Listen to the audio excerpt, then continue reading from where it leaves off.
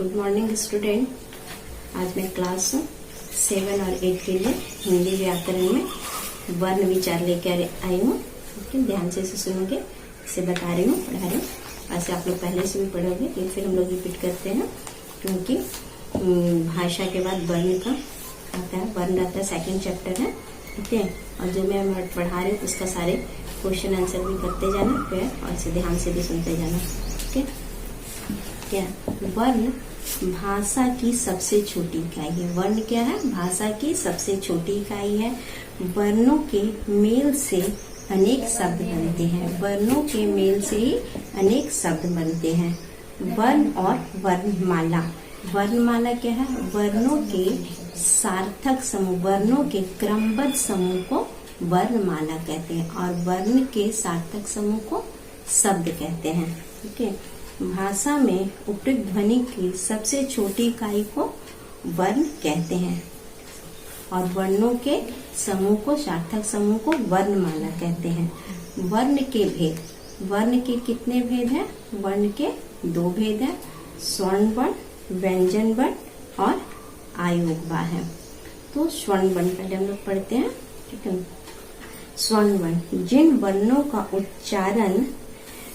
उच्चारण स्वतंत्र होता है, इसे किसी वर्ण की आवश्यकता नहीं होती है, उसे स्वर्ण वर्ण कहते हैं।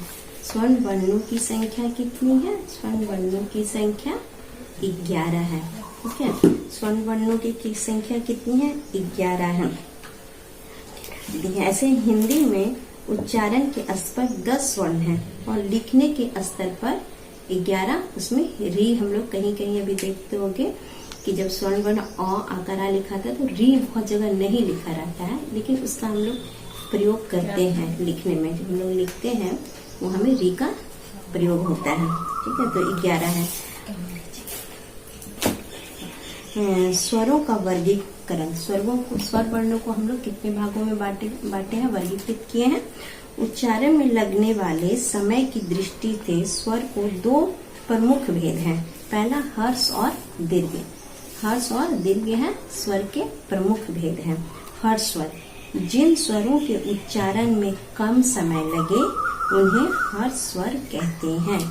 इसके हर्ष स्वर के 4 हैं, भाग हैं। हर्ष स्वर कितने हैं? 4 हैं। कौन सा?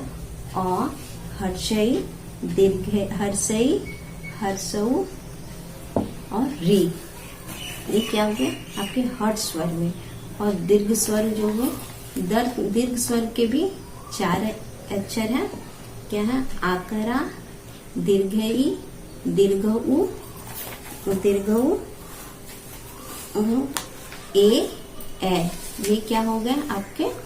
दीर्घ स्वर हो गए। ये दीर्घ स्वर हो गया और इसे बोलने में हर्ष स्वर की अपेक्षा अधिक समय लगता है। और अनुस्वार एक है। अनुस्वार इसमें है, ये आयोग वा होता है। आयोग वा में एक आता है अनुस्वार आता है और एक विसर्ग आता है। अ के ऊपर जो हम लोग अनुस्वार लगता है उससे, जैसे कि उसके लिए हम लोग प्रयोग करते हैं कंठ, कंगन, मंगल, ये लिखते हैं। इसके लिए अनुस्वार का प्रयोग करते हैं। और एक विसर्ग, ये भी आयोग वा में आता है। इसमें अ के बाद जो देते हैं अनुस्वार, जो देते हैं 2, उसे विसर्ग करते, उसे ह का उच्चारण होता है। जैसे नमः, प्रातः, दुखः, तो ये आपका विसर्ग में प्रयोग किया जाता है। अब व्यंजन वर्ण। व्यंजन वर्ण क्या है? व्यंजन के उच्चारण में हवा मुख के किसी न किसी भाग से भ्रमण करती हुई निकलती है। व्यंजनों का स्वतंत्र उच्चारण करना संभव नहीं है। व्यंजन का स्वतंत्र उच्चारण करना संभव नहीं है। उसे उच्चारण करने के लिए, व्यंजन वर्ण के उच्चारण करने के लिए स्वर्ण वर्ण की सहायता ली जाती है। जैसे मात्रा। स्वरों को लिखने के 2 भेद हैं। स्वर के लिखने के 2 भेद हैं।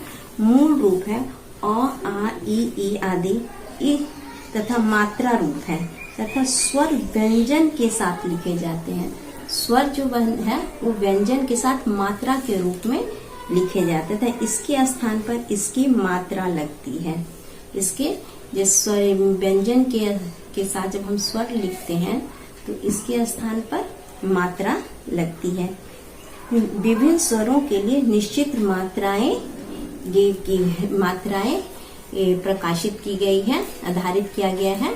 जैसे हर्षई के लिए छोटी की मात्रा है, बड़ी की मात्रा, छोटी की मात्रा, सभी स्वर के अलग अलग मात्रा। तो व्यंजन वर्णों के लिए व्यंजन वर्ण के साथ स्वर्ण वर्ण मात्रा के रूप में प्रयोग किए जाते हैं।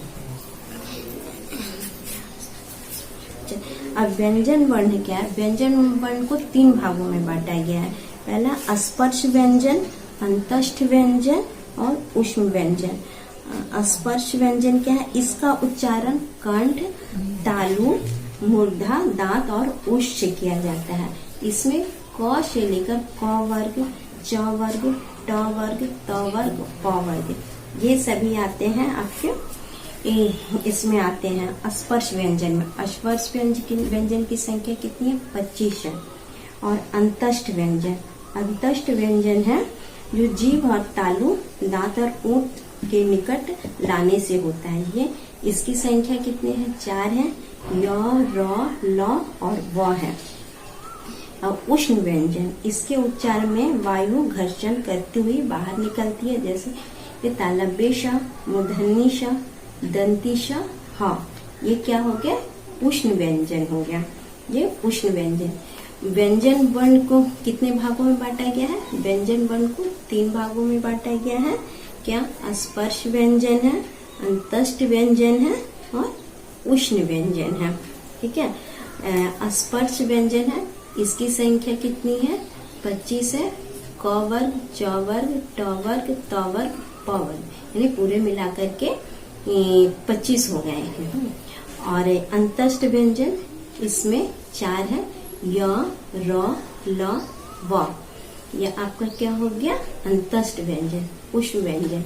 इसकी संख्या कितनी है? इसके भी 4 है। तालव्य श, मूर्धन्य श, दंती श, ह है। अब देखिए, अब क्या है? आगत व्यंजन।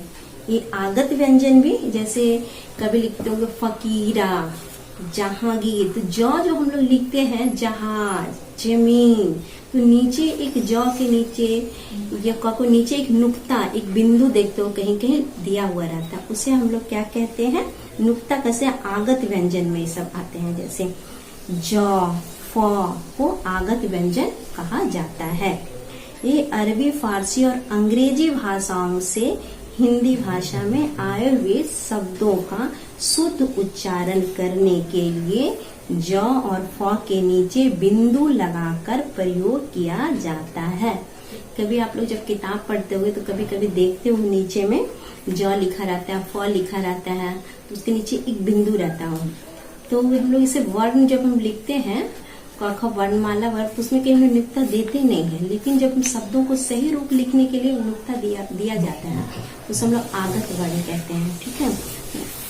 ये सब अरबी भाषा में जो भाषा के जो आए शब्द हैं, फारसी और अंग्रेजी से लिए गए शब्द हैं, उसके लिए प्रयोग किया जाता है। जैसे कि अब देखिए,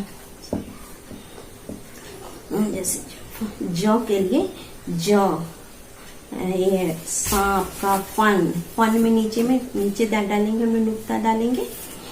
जरा माने एक है जरा, एक फन मीन्स एक होता है कि सांप का फन, वहां में फन में नहीं डालेंगे। अब जहां हो गया फन यानी हुनर, वहां हम लोग जो फन डालेंगे, ये आपका क्या हो गया? अरबी से आए हुए शब्द है, तो जिसका इसका हुनर, तो यहाँ पे हम लोग नीचे नुक्ता डालते हैं। जैसे जरा मीन्स होता है बुढ़ापा, एक होता है जरा मीन्स थोड़ा, तो यहाँ पे नुक्ता का प्रयोग करेंगे। ये आगत वर्ण इसे कहते हैं। उनके संयुक्त व्यंजन वर्ण 2 भिन्न व्यंजनों के यानी अलग अलग प्रकार के व्यंजनों के संयोग से बनते हैं। जैसे छ, त्र, ज्ञ, श, ये क्या है? संयुक्त व्यंजन वर्ण हुए। जैसे अब क वर्ण छ बनाने के लिए हम लोग क्या करते हैं? क, हलन, जोड़, मूर्धन्य श, तब आपका क्या बन जाएगा? छ। त्र लिखने के लिए उसको जब त्र को हम लोग अलग अलग करते हैं, वर्ण विच्छेद करेंगे हैं, तो इसके करने के लिए त्र, हलन, जोड़, र। ज्ञ के लिए वर्ण विच्छेद करेंगे, तो ज्ञ का इसका होगा ज हलन जोड़ य। तो ये आपका त्र लिखा है। श्रवण लिखने वाला जो श्र का प्रयोग करते हैं वहां में, उसके लिए हम लोग करेंगे तलबी श हलंत जोड़ र। तो इससे आपका श्र बन जाएगा। अब आप लोग कुछ कुछ मेन पॉइंट है हमको समझा दे रहे हैं, एक बार रिपीट कर देते हैं, फिर क्वेश्चन आंसर कुछ देंगे, इससे बना लोगे। ठीक है। वर्ण क्या है? वर्ण है ध्वनि की सबसे छोटी इकाई है जिसके खंड या टुकड़े नहीं किए जा सकते हैं। कुल वर्णों की संख्या कितनी है? कुल वर्ण यानी व्यंजन वर्ण और स्वर्ण वर्ण सभी मिलाकर के हो जाते हैं, आप यहाँ में 44 हो जाते हैं। लेकिन और बहुत सारे हैं, इसमें आगत वर्ण है, संयुक्त व्यंजन वर्ण है, आयोग वर्ण है, विकसित वर्ण है, सभी मिलाते हैं हम लोग का यहाँ आता है 52 आता है।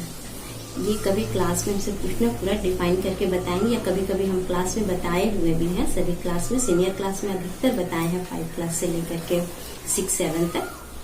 तो पूरे टोटल मिला करके यदि कभी पूछे आपका 52 कैसे आता है, अगर बाई चांस बोलते हो तो उसे आप बता सकते हो। तो ऐसे पूरा 52, लेकिन नॉर्मली ऐसे क्या होता है 44 होता है। व्यंजन वर्ण की संख्या कितनी 33 है, स्वर्ण वर्णों की संख्या 11 है। तो दोनों मिला के वर्णों की संख्या हो जाती है 44 हो जाता है। और इसमें जैसे संयुक्त व्यंजन वर्ण होते हैं 4 हो जाते हैं, आयोगवा में आ जाते हैं वो 2 हो जाते हैं, विकसित वर्ण हो जाते हैं उसमें है 2। ऐसे पूरा मिला करके ऐड करोगे तो यहाँ 52 होता है। ठीक है। और स्वर्ण वर्ण किसे कहते हैं? स्वर्ण वर्ण स्वतंत्र होते हैं, इसे किसी वर्णों की आवश्यकता नहीं होती है। यह स्वतंत्र बोले तो स्वर्ण वर्ण को व्यंजन वर्ण के साथ मात्रा के रूप में प्रयोग किया जाता है। स्वर्ण वर्ण के मुख्यतः 2 भाग में बांटा गया है, हर्ष स्वर्ण और दीर्घ स्वर्ण। हर्ष स्वर्ण के लिए बोलने को उच्चारण करने के लिए हमें कम समय लगता है, और दीर्घ स्वर्ण उच्चारण करने के लिए अधिक समय लगता है। और इसके अलग अलग सबके हर्ष और दीर्घ की मात्रा अलग होता है। दोनों का मात्रा से हमारा अर्थ भी बहुत बदल जाता है। जैसे जब हम दिन लिखते हैं तो दिन में छोटी की मात्रा लिखते हैं, तो दी और न। तो दिन से होता है जो मेरा वार, जो आज का दिन है, जैसा सोमवार का दिन है, मंगलवार का दिन है, तो ये लिखते हैं। लेकिन यही अगर हम दिन कर देंगे, मात्रा अगर हम गलती करते हैं, दिन लिखने के लिए आपको दिया आज सोमवार का दिन है, इसे यदि आप बड़ी की मात्रा में लिख दोगे तो द में बड़ी की मात्रा 9 दे देते हो, तो वो दिन का उसका अर्थ अलग हो जाता है। उस दिन का अर्थ सीधा होता है, दिन मीन्स हो जाता है यहाँ में दीन, दुखिया, गरीब। और उसका यदि सेंटेंस आप लिख दोगे, बड़ी की मात्रा दी और 9 लिख के दिन आज सोमवार का दिन है, तो ये पूरा सेंटेंस रॉन्ग हो जाएगा। इसलिए इसे हर्षिक दीर्घिकार पे बहुत ध्यान देना होता है। और ऐसा जब पढ़ते होगे तो बहुत सारा देखते हो, केवल मात्रा से अर्थ का। जैसे एक जगह आप पढ़ोगे विहार, तो विहार में एक हो जाता है कैसे, और ये तलबेश वाला एक हुआ, एक ये वाला हो जाता है विहार। तो दोनों में अलग हो जाता है, दोनों का अर्थ अलग निकलता है। ठीक है। तो इसी तरह से मात्रा पे भी बहुत ध्यान देना है।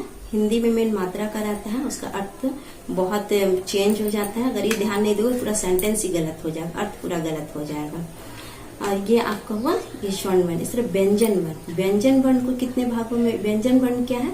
व्यंजन वर्ण स्वर्ण वर्णों की सहायता से बोली जाती है, और इसे 3 भागों में बांटा गया है। ठीक है। कौन कौन से हैं? स्पर्श व्यंजन है, अंतस्थ व्यंजन है, ऊष्म व्यंजन है।